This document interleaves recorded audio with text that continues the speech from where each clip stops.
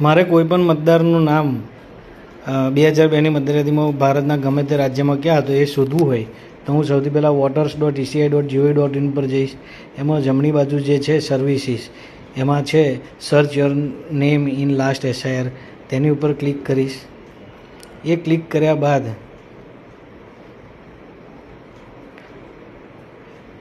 અહીંયા ઓપ્શન છે search by elector detail.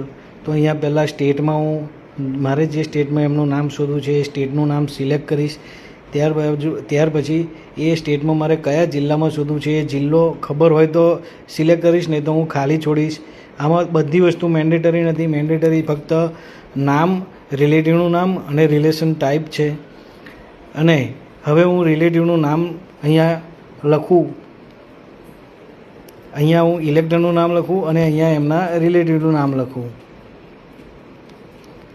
ત્યાર પછી એ ઇલેક્ટર સાથે રિલેટિવનો સંબંધ હું ટાઈપ કરું અને કેપ્ચા નાખું છું. અને ત્યાર પછી સર્ચ દબાવું છું. તો આ નામના જે તે સ્ટેટમાં કેટલા વ્યક્તિ છે એ અહીંયા મળી જશે આપણને.